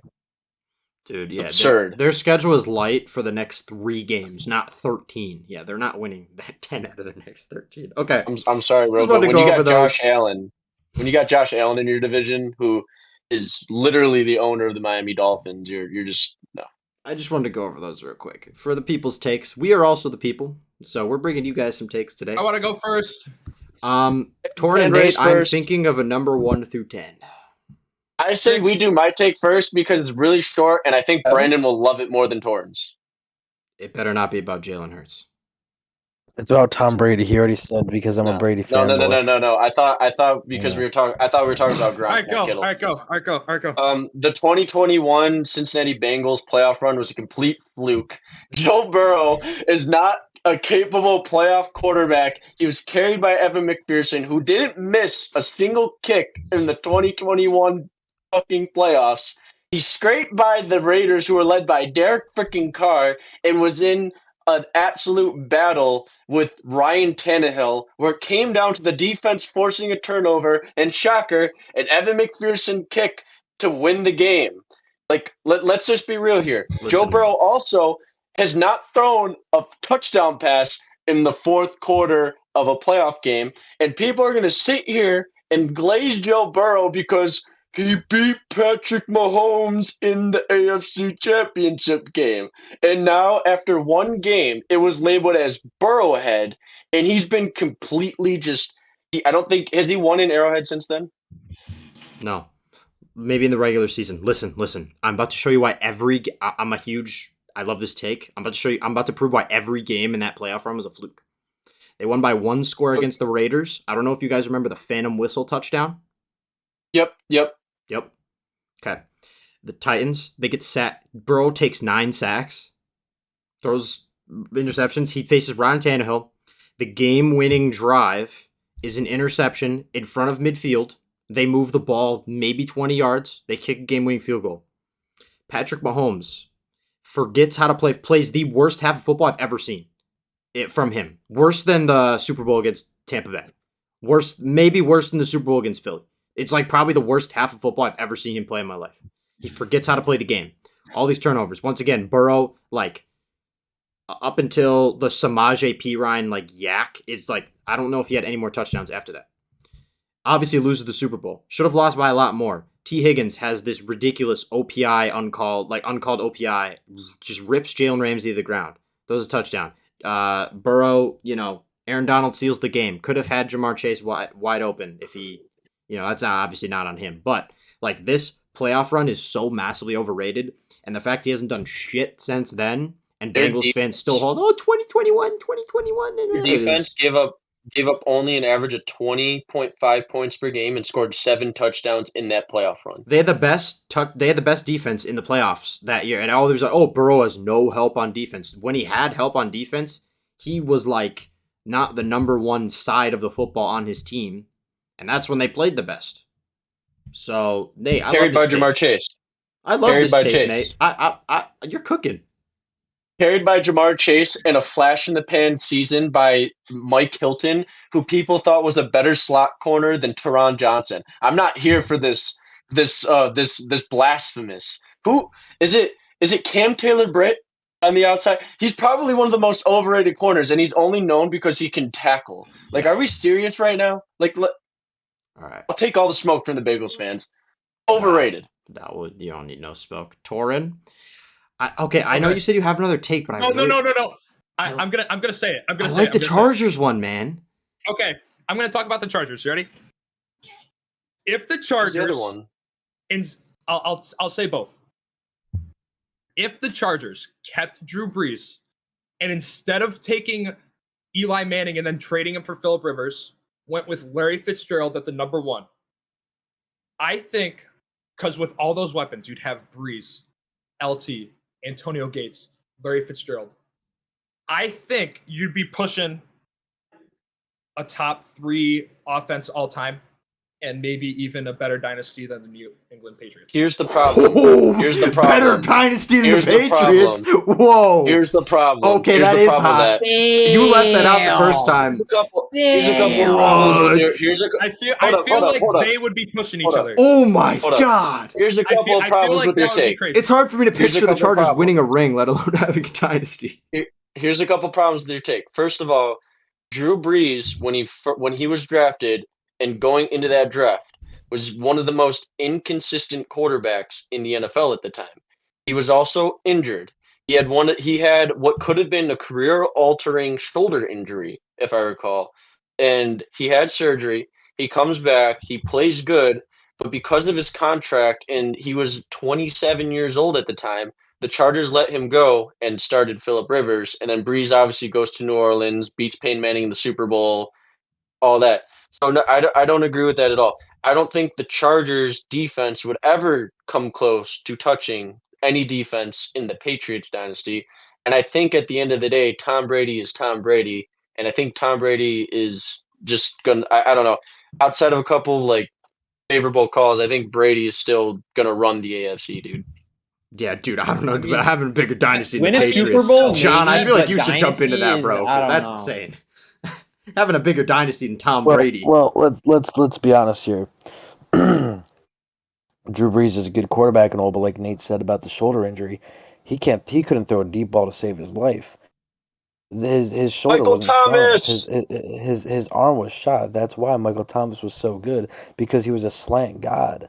But Drew Brees wasn't able to make those deep balls after injuring his shoulder. He comes back and he's pushing 30 after a big shoulder injury. Most of the people on the Chargers are already out of their prime. None of these defenses would, like Brandon said, would ever touch a Patriots Belichick-led defense. No Chargers defense would ever touch that. The Patriots defenses in the dynasty were so good that Brady didn't need weapons on offense like Drew Brees theoretically would on the Chargers to win games. Dude turned grocery baggers into Thanksgiving household names that your uncle drops for NFL trivia after the Turkey Bowl. The Patriots will always be the greatest dynasty of all time. Just because nobody could ever do that, what Belichick and Brady did for so I many love years. Drew Brees, but I personally think Drew Brees is a little overrated. Like, I think he's a touch overrated. I don't know, I think Jim. he's a touch overrated. Maybe, because, maybe, well, maybe. Yeah, I think he's just a touch overrated. And I'm not trying to bash Drew Brees, but I just think he's just slightly overrated. That man Well, I adapted have to one more. so many career curveballs. But yeah, I know that's a I know lot of- Torrance that's said a he lot has of another loopholes. take, so this will make up for Okay. John not having one. Well, so I was doing some digging, and I'm looking at like quarterback careers, right? If this specific player did not have as many injuries and retire at such a young age, and along with that had a better team to play for, I think he would be a top 10 to 15 quarterback all time. And I'm referring to the guy on the Colts. Andrew Luck, top 10 to 15 all time. If he did not take as many injuries and had a better team to play for, right? Think about it. Look at the teams he led to the playoffs. Those teams were awful. I don't think it's ridiculous to say, like, if he had a better team's like staff around him, they'd like. Dude, you have a fetish for Colts Yo, did you say QBs. top 10 to 15 Well, how- player all time or quarterback? quarterback all time? Dude, If he had a better that's and he that had is a longer ridiculous. career, That is and he ridiculous. had a longer career, You don't and know. didn't You don't retire at understand how 27. turnover prone Andrew Luck was. Okay, I actually, what, I have a take that's kind of relating to that. You know what? I have a take. Here we go. In regards to the Andrew Luck thing, if we're talking about theoretics of injuries, Luke Kuechly, if he wasn't injured all the time and didn't have to retire early due to injury, he finishes as a top 5 middle linebacker all time. I Now, could see my it. my I could see all-time linebacker rankings isn't something I really have off the top of the head. So I could see that a lot better than I could see Andrew Luck being a top 10 to 15 Andrew Luck. QB. What's Now, his yeah, name? Luke Kuechly is probably one of the smartest defensive players of all time. Yeah. He knew I what the mean, he offense was knew how to running pick apart better it on than offense. the offense knew their own plays. So I'm just saying Something he about didn't have the Torrent and hitting. Colts quarterbacks. He didn't have the hitting power of a guy like Ray Lewis, but Luke Kuechly was the embodiment Intelligence. of a middle linebacker.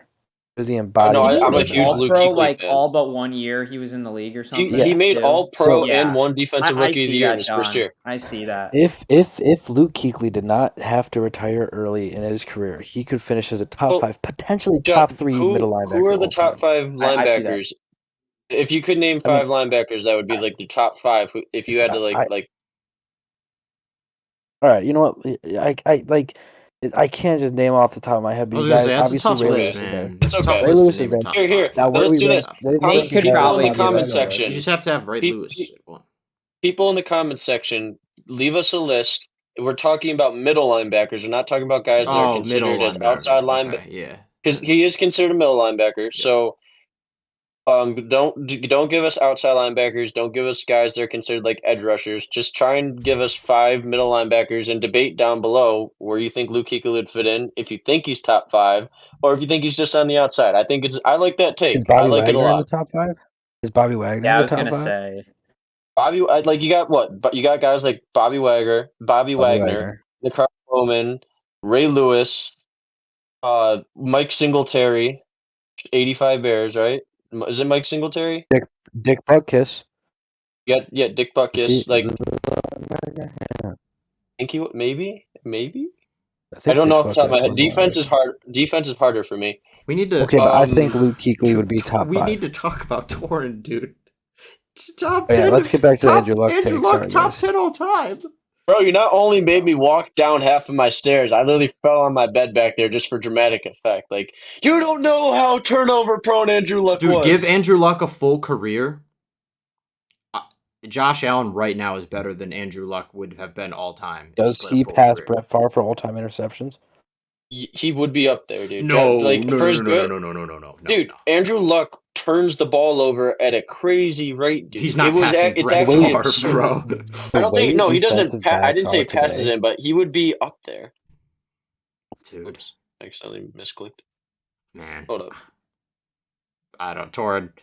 You lost me on that. I like the think Chargers Andrew Luck- offense one, but For as good as Andrew Luck is, I feel like people mainly remember I think it's the playoff game against the Chiefs where he had the Yeah. insane That comeback. crazy comeback.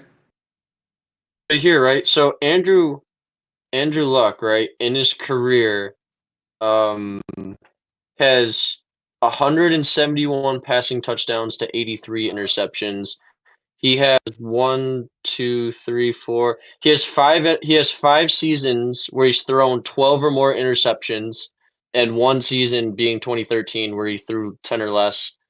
And in those seasons, he's only had 2 seasons for as much passing volume as he has. He had 2 seasons where he threw 25 or more touchdowns to go Wow. along with 10 plus interceptions. 2014 he had 40, 2016 oh sorry, 3. It's just because of the 2017 it blocks it up, but he had 3 seasons where he threw 25 or more touchdowns, but he throws a lot of interceptions. And again, he doesn't really have hardware, which again is really important if we're not talking about records and statistics for he top didn't have all-time lists. he didn't have that top 10 to 15 trajectory. I don't think anyone was ever having that I discussion. think it's the injuries that people were like, "Oh man," you look back and and I don't know. Plus, he's not a even the quarterback QB that from came his era that I'd Stanford. want to see stay healthy, like career wise. I'd be more interested in the career path of RG3 than Andrew Luck. I don't think that's ridiculous. yes. RG3 is a conversation. I thought for RG3 would have been like RG3 would have cleared Michael Vick if he played as long as Vick did.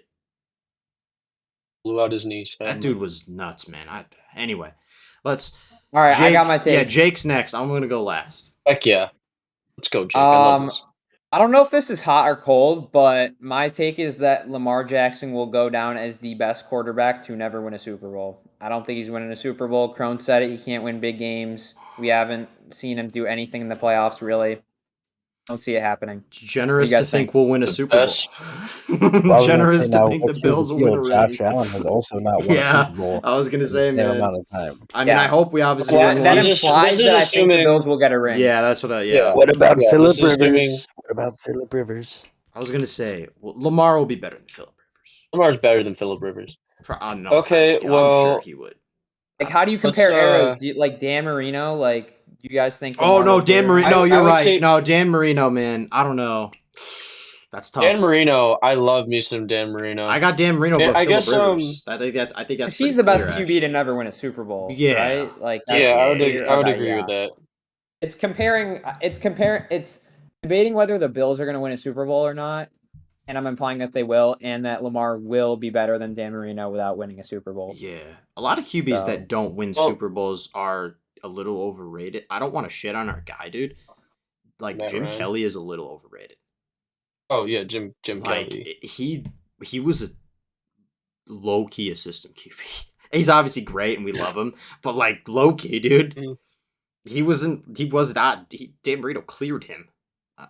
Like If we're Yeah. looking at, I'm just looking at this list by Fox Sports, and I'm okay. So we're saying like hypothetically, Josh Allen wins a ring. I would say yeah. I'd probably have Marino or Lamar at the 1, but then like Lamar in my opinion, okay, better than Philip Rivers, better than Matt Ryan, better than Jim Kelly, better than Frank Tarkenton, better than Warren Moon, better than Carson Palmer, better than Steve McNair, better than Dan Fouts, Dan Fouts, Sorry if I yeah, he's mispronounced definitely that. better than Dan Fouts. and better than Donovan McNabb. And then this is just based off the Fox Sports list because I go to Fox Sports a lot for when I'm looking at defensive rankings and stuff. So I like the take. I definitely think he would be really high up there, but again, comparing errors is really difficult. I think what made is. Dan Marino really impressive though is coming back from the Achilles injury and still being able to play at such a high level, especially back his first game back from his Achilles injury with I think after oh god, actually I'm not going to give a date because I don't want to be completely inaccurate, but he suffered an Achilles tendon injury after the free agency expanded and the Dolphins were supposed to have like this really good team and everything. Hurts his Achilles, comes back because of the improper like thing that they did with the surgery that he had to have a special cleat made for him because he couldn't I think still to this day obviously he can't stand on his tippy toes because of the way that they did the That's surgery. crazy. So Dan Marino's first game back that season was like a monsoon. It was raining all time before that. Like Dan Marino could have easily just went back and like messed up his Achilles and probably could have just ended up retiring. Like I just think he was the guy that, if I remember, was described as being like an Iron Man. Like, even if he's hurt, he's not missing a game. You know what I'm saying? And we're watching Lamar Jackson sit here, and obviously hamstrings and stuff aren't anything to like, mess around with or what am I trying to say? Not like play through and risk further injury.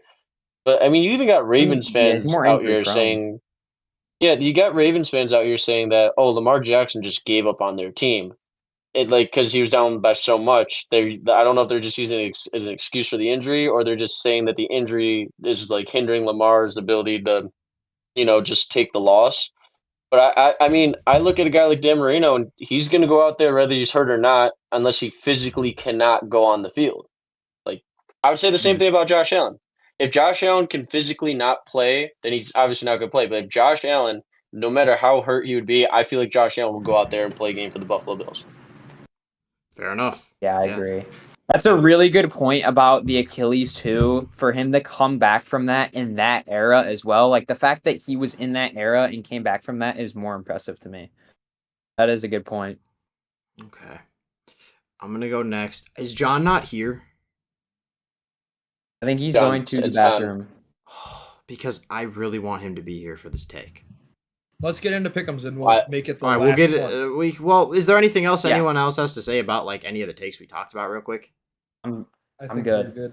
We'll just go into pick'ems, then we'll. Yeah, end let's it go on to that. pick'ems. Okay, we'll go I to mean, like- pick'ems real quick, and then we'll I'd as soon only as he say, gets like- back, we'll interrupt pick'ems and then finish them after. 6, 7. I need John to be here for this take. It's rage bait a little bit. Where do you guys? I just want to know, just for fun, where do you guys have Larry Fitzgerald amongst all-time wide receivers? Good thing now we don't. Top Yeah, we don't five. have to go into pick'ems now. Top 5. Well, okay. Let's see. You got. I think Megatron. I think you More could make an tackles argument than for the drops. 5. That's what More I'm saying. That's You yeah. could- More drops. yeah. That's crazy. Listen, Megatron, number 1. Jerry Rice. Yep. Randy Moss, and then for me it goes Julio, Julio Jones is 4. Antonio Brown, I was gonna say, dude, I have Antonio Brown above Larry Fitzgerald, man. Antonio Brown. I Okay, got now Antonio here. Brown over Larry Fitzgerald. I got Larry Larry Fitzgerald's Fitzgerald is playoff run- around like it's like Larry Fitzgerald and like T.O. like that territory. You know what I'm saying? Yeah, like 6, 7. Exactly. Around like, 6, 7. dude. Okay, I could see it I- though. I mainly think wouldn't this hate a too. top 5 argument for Larry Fitzgerald, but nah. Think, as long as I'm insistent on Megatron as the GOAT. That's all I the year the Cardinals went to the Super Bowl with Kurt was it Kurt Warner or I think it was Kurt Warner. I don't think it was Carson Palmer time yet. When they played Big Ben in the Super Bowl. The playoff run that Larry Fitzgerald went on was absolutely insane. I mainly think of the game, I think it was against the Packers, where he scored the game-winning touchdown. I think it was in overtime. Yeah. I Is that the recall. playoff game? Yeah, yes. It was the I don't- playoff was game that where he was just that went game nuclear. was that game also Aaron Rodgers Hail Mary, or was that a different To time tie against it. the Cardinals? It was an Aaron Rodgers Hail Mary Yeah, to but, tie like- it. They ended up losing. Okay, It's one of the yeah. best games ever It's one of the played. most underrated games of all time. Yeah, bro. it's I'm not even gonna ridiculous. lie.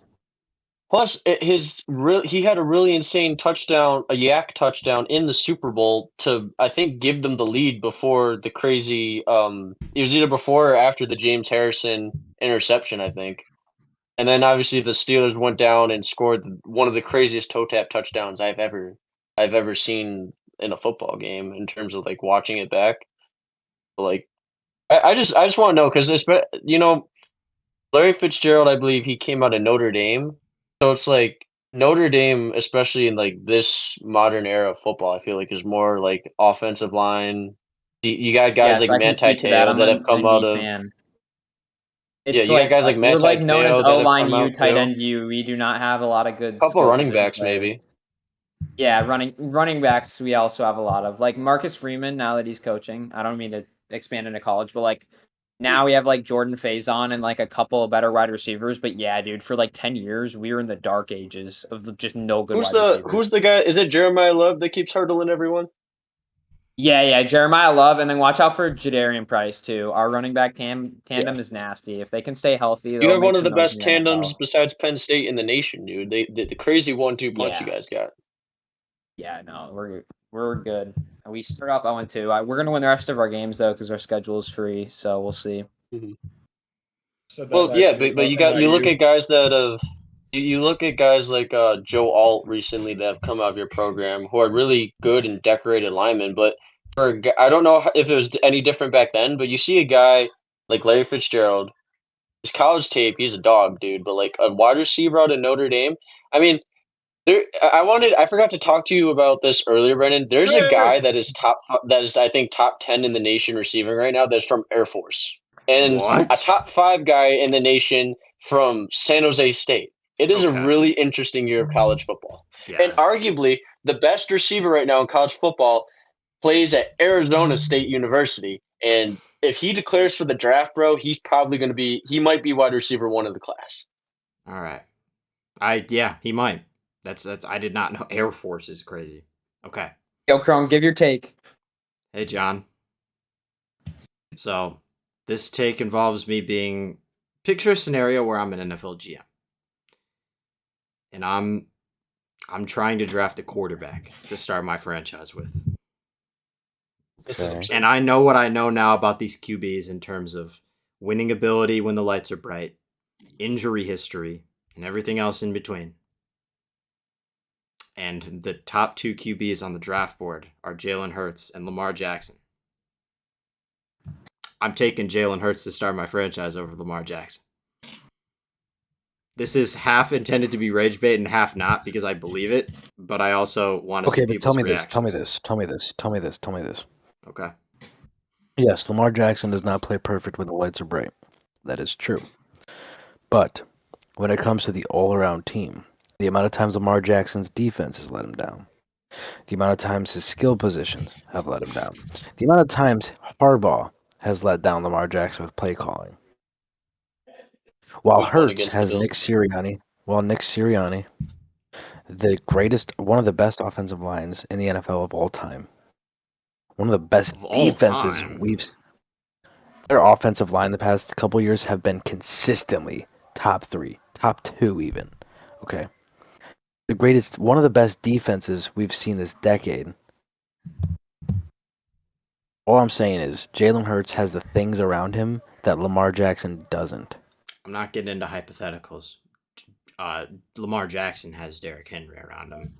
Lamar Jackson up until Who has recently. fumbled the ball at least Yeah, once that's these this last season. 3 weeks. That's this season. Let's look back at last year. I'm just when saying. they were amazing and they were supposed to be this juggernaut and they fell flat on their face again. And Jalen Hurts won a Super Bowl. Yeah, when Jalen With Hurts had Saquon Barkley. Saquon Barkley, who ran for 2,000 plus yards. Yeah, and now he's not going nuclear, and Jalen Hurts is still 4-0. Jalen Hurts' play calling, you get into Nick Sirianni and stuff. Jalen Hurts' play calling this year has been abysmal. Jalen But Hurts. notice how the team is winning. But notice how the team is winning without needing Jalen Hurts to throw the football very much. I don't really know how to describe the Eagles right now, but I think they're more reliant on Jalen Hurts, if anything, this They're- year. I made a yeah. case. I don't mean to cut you off because I know this is your take, but I've made a case either on the podcast or definitely to you guys in the group chat like a week or two ago. I would argue that if Jalen Hurts were to win an MVP, I would argue that right now it would probably be this year because I think Jalen Hurts is probably he is the most valuable player that the Eagles have right now, and is the only reason their offense is like doing right, anything. for this super team. He leads Like Yeah, it's exactly. just- I don't even need to get into the AJ numbers. AJ Brown is regressing. The play calling is regressing. The secondary is extremely inconsistent. It's like he has an aging tight end. His offensive line is still fine. Saquon isn't as a nuclear as he was, but specifically to see your point with Lamar Jackson, like I was saying earlier, Lamar is one of the worst big game QBs we have ever seen. So I know that what's a GM's number one goal? They don't care Win if their football players. games. Yeah, they Winning. don't care if their players winning MVP. They don't. So if I'm starting a franchise, I'm taking Jalen Hurts, and I want to get What into picks do you Someone have? winning 6 or 7 games. Well, say Allen and Mahomes are off the board, and I'm like top. So I'm like the third pick. So I'm like going high Well, end QB. okay, I'll say this.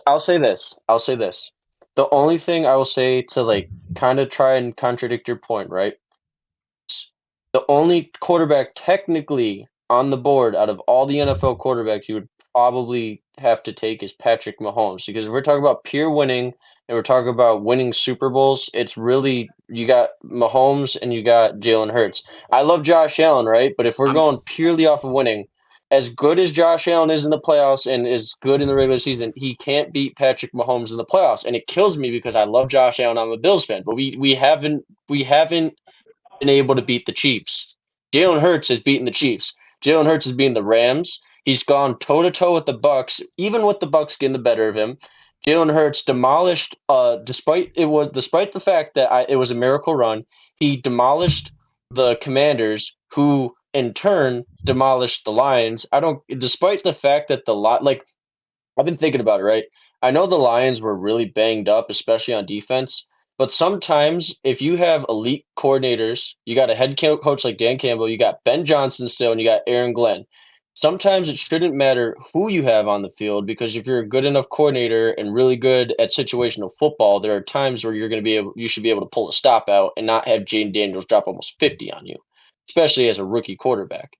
But you just I don't know. And then I can't remember the first Super Bowl run that Hurts went on. So if Brandon would like to refresh, I know he demolished Jordan Love because Jordan Love imploded in this most recent playoff run in the wild card or the divisional, whatever round it was. Yeah.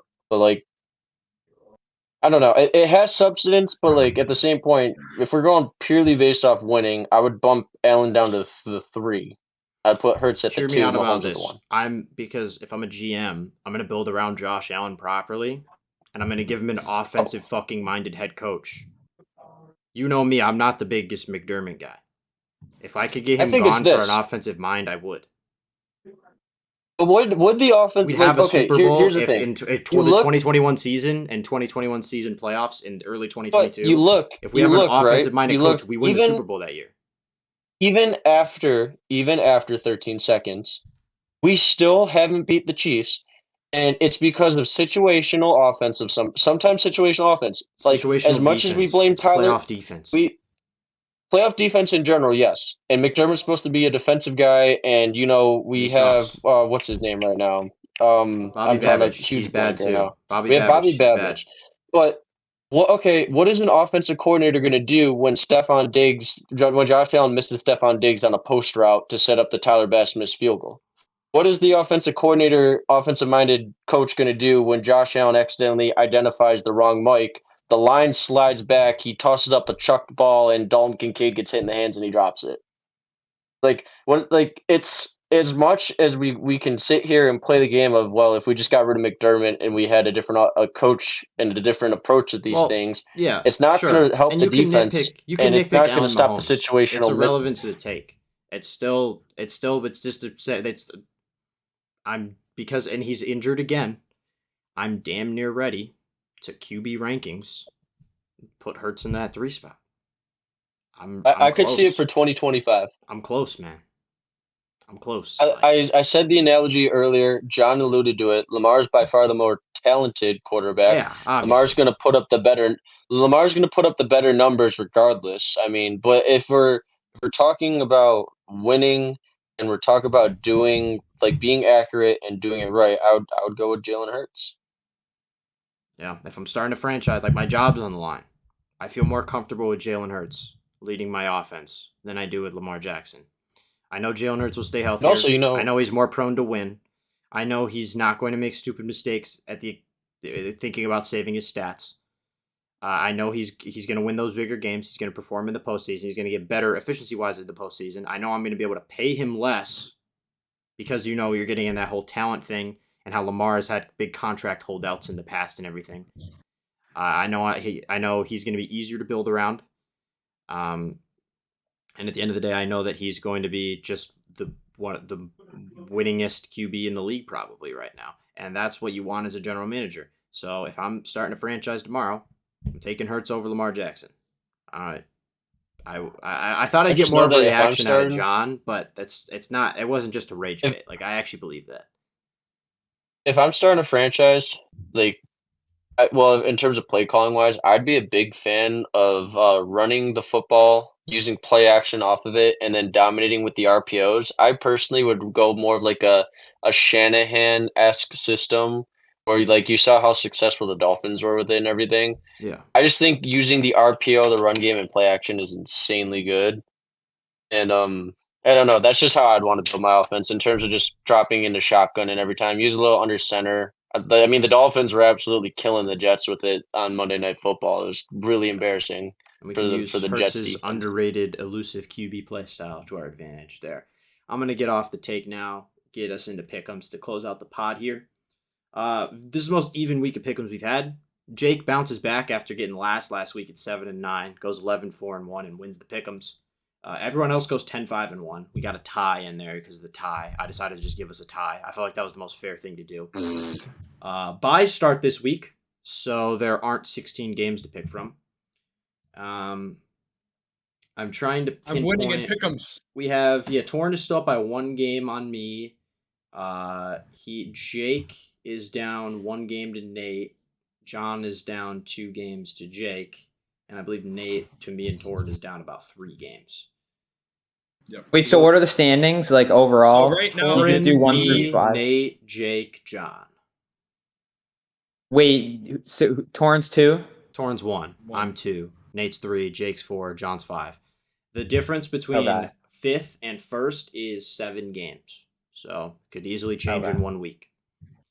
Yeah. But everyone has a very good record. Nobody has more than 22 incorrect picks. Now I'm going got a bad through week here. last week, but I bounced Yeah, back. you had to bounce back and won the pick'ems. I want to go through here. Pod seems to be in agreement on a lot of stuff this week. We all have the Rams. Jake, you're the only player to pick, or you're the only person on the pod to pick Dillon Gabriel to win his debut against the Vikings. So touch on that.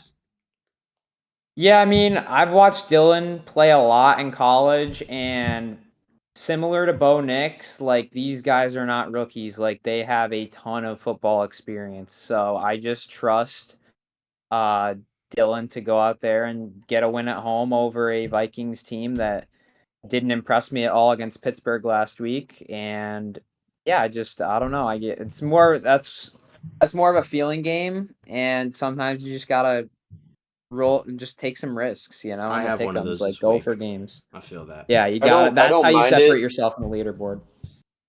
I don't mind it Yeah, because sorry, I you like gotta the pick Browns differently from people. defense. Yeah, I don't mind it because of the Browns defense, but my problem is when you refer to Bo Nix is in a much better offensive scheme and system with Sean Payton than Dillon Gabriel is with Stefanski. That's the hard part. Like, being in the Cleveland Browns offensive thing right now, they're gonna lean a lot on the run and probably just try and get it to their tight ends or Jerry Jeudy. And I mean, the Vikings don't just have a pushover defense. I mean, again, they did just get ran through by the Steelers, but we've seen what they've done against lesser competition like the Bengals. Well, like I said earlier, I just don't think he's going to lose the game. Sorry, you can go, Torrance. I think the Vikings defense is going to ball out, though. I think, referring back to the Bills Saints, I think this is Dillon Gabriel's experiment. If he sucks, I think by another 2 weeks from now, I think Shedeur gets brought in. I mean, this is all just a matter of time at this point. Stefanski's life is on. Hang my number in the rafters. We all went with the Cowboys. Jake, I'm keeping you on the mic here. You're the only one that went with the Saints over the Giants. Yeah, this was another feeling game. Like, I think the Giants are going to be high off a big win over the Chargers, and I think I just don't trust the Giants enough right now. And like Jackson Dart, it was a great win last week, but let's calm down on the hype. And I don't know. I think the Saints are going to get their first win of the season. I think Spencer, even though he's not amazing, like that stat about him being 0-9 or 0-10 in his first 10 starts, like he's not that bad to have not won a game by now. So yeah, I'm going to go with the Saints this week. And like, they didn't look that bad against the Bills. I know the Bills had a lot of penalties, and we kind of highlighted the things that the Bills did wrong, but like outside of there were mistakes made by the Saints, but like they looked a little more competent than I thought. I thought they were going to be. Like, I thought they were just going to roll over and die. That's fair. Yeah, we will see. I don't know. I like that. I think the Saints will lead the Giants. Tank. I feel like we'll see Tyler Shuck in this game. I don't know.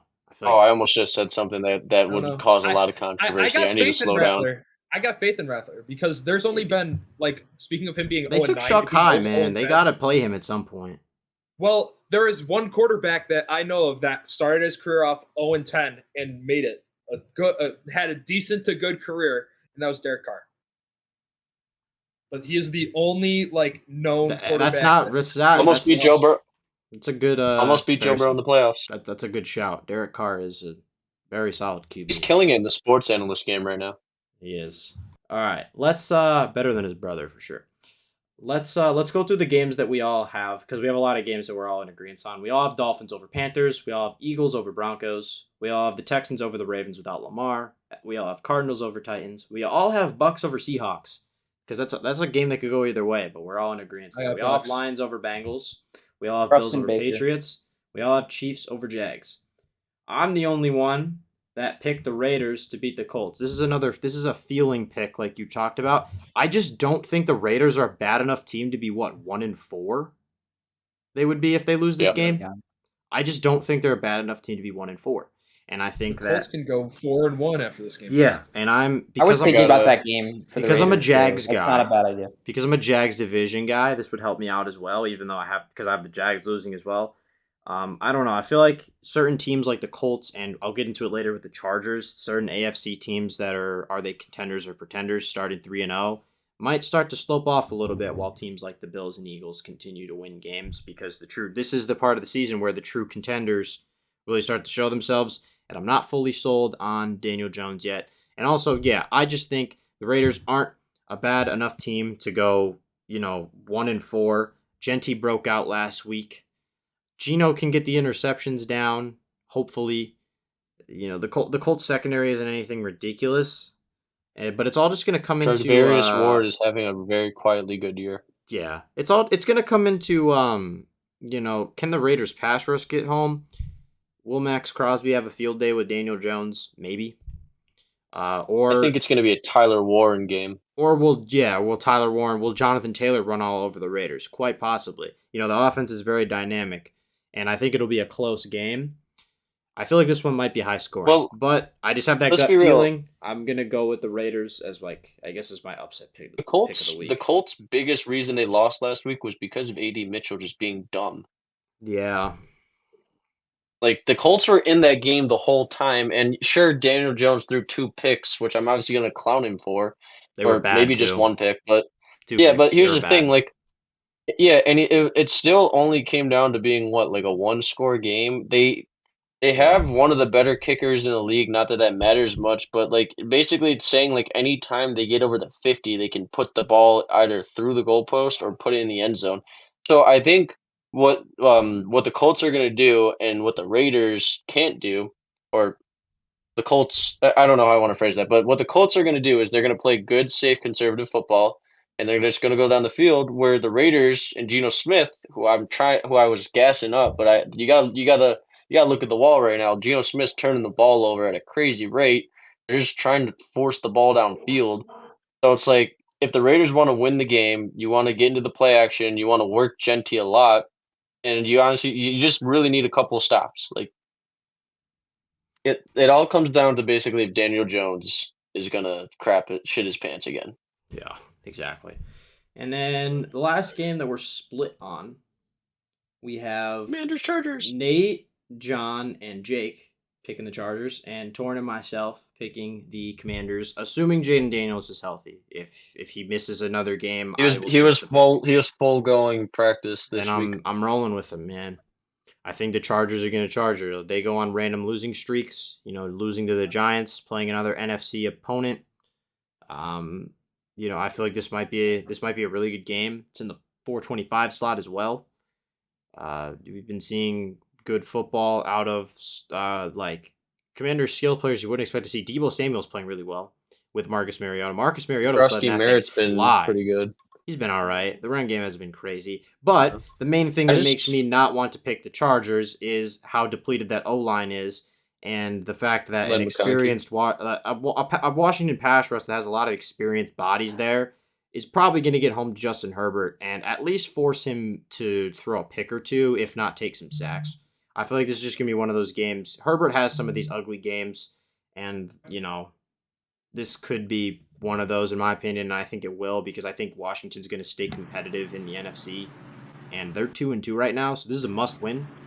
I think they have a lot more to play for, and it's on the road, And Jaden Yeah, I Daniels is agree. back, and he's going to be fired up, ready to get back on the field. So I went with my gut on the Commanders. JD's gonna have a good. I just think that. Yeah. I just think that what worries me with the Commanders is the big regression that we're seeing out of Terry McLaurin. I know he's been hurt recently, but in the limited time that we've seen Terry McLaurin, I mean, obviously Jaden Daniels balled out with him last year, but he hasn't lived up to the contract. And I know we're saying this like 5 weeks in the season, or at least I'm saying it, but I mean, he was sitting out all of camp. He was trying to get the bag, and he got paid. And now he's been hurt, and he hasn't really been looking great, which has opened up obviously opportunities for guys like Deebo Samuel. But I just think the Commanders have been a little underwhelming, and I believe that with the way Marion Hampton has been playing, the Chargers are going to lean on Hampton, and then you got guys like Keenan Allen and Quinn Johnston who are having monster years. And if they try to take away a guy like a Quinn Johnston, you can open up more opportunities for obviously Keenan Allen or Ladd McConkey, who's had a really slow start to the year. I just like I like a nice little bounce back game out of the Chargers, and I think Marion Hampton's going to keep his hot streak rolling. That's what scares me is the Chargers. And they have a really good Washington defense. Yeah. And Washington's corners. The Chargers too, have a against very great defense. Quinn Johnston probably will have like a 60-yard bomb, which is good for me in fantasy. I won't complain. But I hope he does terrible and that Keenan Allen eats. Oh yeah, you're starting Keenan. Fuck, you're starting Yeah, Keenan I Allen, got bro. Keenan. Well, It's literally, dude. at least neither of us drafted Ladd McConkey, because Poor he's been Banger. really bad. Big Finger has him in our league. He's like the wide receiver 3 on his own team.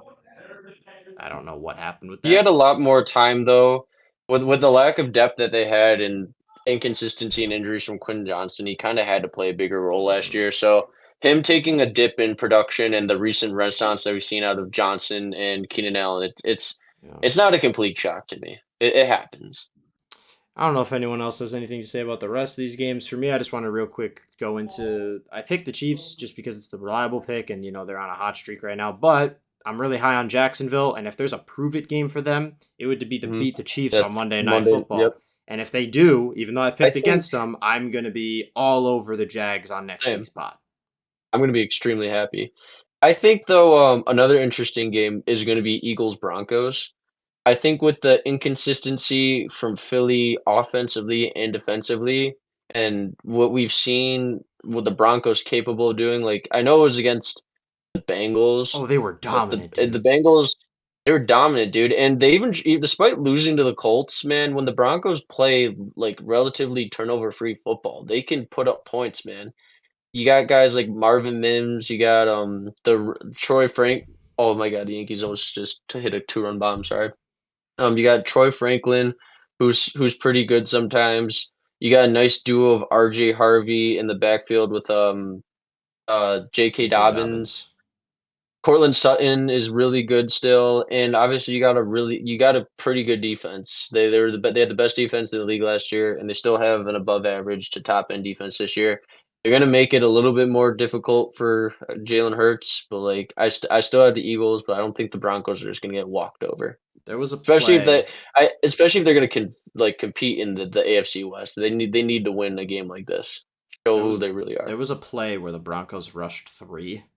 The Bengals put 4 linemen on a nose tackle, and the two tackles got beat instantly off the line, and Jake Browning took a sack from both sides. Zach Taylor needs to be fired. Zach Taylor and their GM and their front office needs to be cleared. Just embrace the tank. They're gonna they're gonna take Joe Brady from us and reunite the boys. Like it's gonna happen. Not until we win a Super Bowl this year, right? Joe Brady's gone after this year. Too many teams are going to need a head coach. Austin Wells. If Josh Allen wins when Josh Allen wins the Super Bowl for the Bills, and we're all enjoying the parade downtown Buffalo, we can worry about Joe Brady later.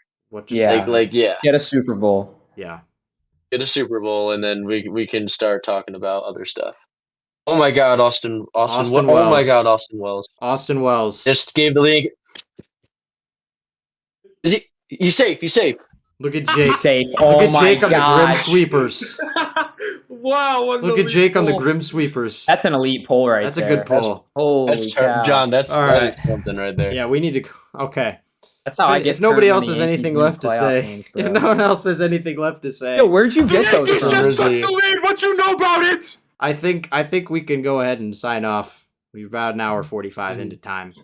All right, boys. I'm gonna go clown my Red Sox friend. I'm gonna go watch the rest of the Yankees game. All right, boys. Go Yanks! Go Yanks. You know, check out all the content in all the normal places. Join the dark all side. The short form content, everything. Check out all the socials. Watch the previous episodes. Do all the good stuff. Watch the NFL this week. Watch 10 Toes Down next week. Thank you for listening.